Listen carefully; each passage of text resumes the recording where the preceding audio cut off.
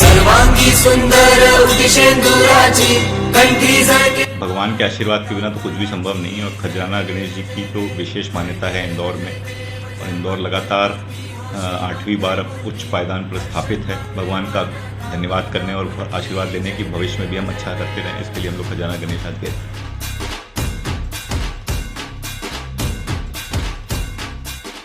Commissioner Shivam Verma अपनी team के साथ पहुंचे खजराना गणेश का आशीर्वाद लेने।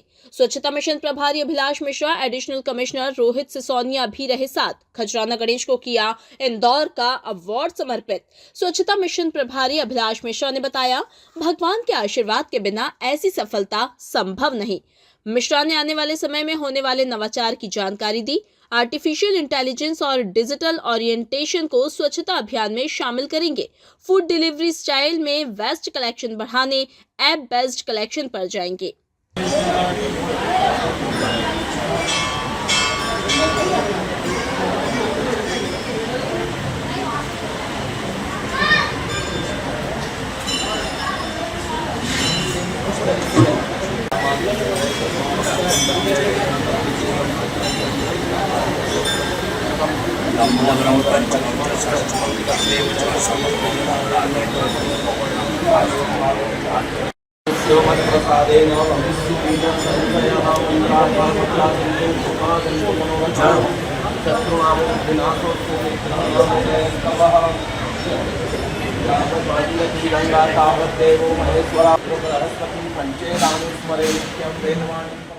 देखिए, ये भगवान के आशीर्वाद के बिना तो कुछ भी संभव नहीं है और खजराना गणेश जी की तो विशेष मान्यता है इंदौर में।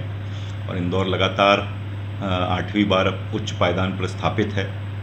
स्वच्छता के क्षेत्रों में नए नए नवाचार करके हम अपने शीर्ष पे बने हुए हैं। लोगों की सहभागिता से, सफाई मित्रों के साथ से, जनप्रतिनिधियों की और स्थानीय प्रशासन की मेहनत से हम लगातार स्वच्छता में अव्वल बने हुए हैं। तो इसमें भगवान का बहुत बड़ा आशीर्वाद है। तो भगवान का धन्यवाद करने और आशीर्वाद लेने की भविष्य में भी हम अच्छा करते रहें, इसके लिए हम लोग खजराना गणेश आज गए।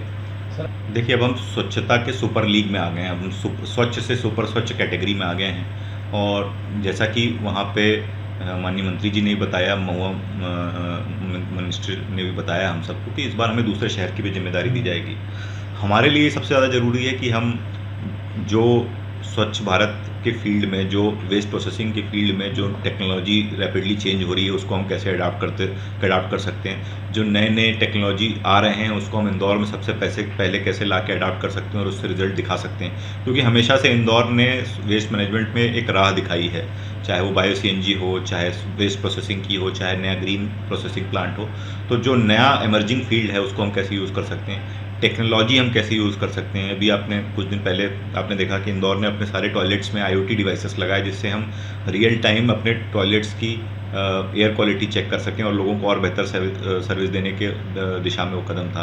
इसी तरीके से टेक्नोलॉजी को हम इंकॉर्पोरेट करना चाहते हैं ई चालान के बेसिस पे। अगर कोई ऑटोमेटिक कचरा फेंक रहा है तो हम AI पे वर्क कर रहे हैं कि हमारा सिस्टम AI/ML यूज़ करके चालान जनरेट कर सके, AI/ML यूज़ करके मॉनिटरिंग हम स्ट्रॉन्ग कर सकें। तो बेसिकली डिजिटल ओरिएंटेशन हम चाह रहे हैं स्वच्छ भारत का।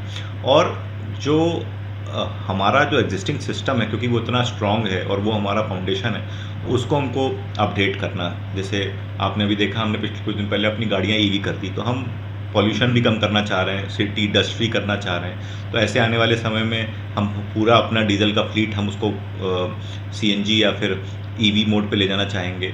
दूसरा, जो हमारा कचरा कलेक्शन का है, तेज़ी से बढ़ता हुआ शहर है, तो मैकेनाइज स्वीपिंग हमें ज़्यादा जोर देना पड़ेगा। इसलिए पिछली MIC में हम अभी तक 670 किलोमीटर पर डे की स्वीपिंग करते थे। हमने पिछली MIC में प्रपोजल रखा था कि अभी बढ़ा के 1200 किलोमीटर कर दिया जाए। यानी ज़्यादा से ज़्यादा बड़े मार्ग जो हैं वो ज़्यादा बार स्वीप हो, हर तीसरे या चौथे दिन उनकी फुल क्लीनिंग हो, जिससे कि आपको सड़कों पर और कम डस्ट दिखे और जिससे एयर क्वालिटी और होगी।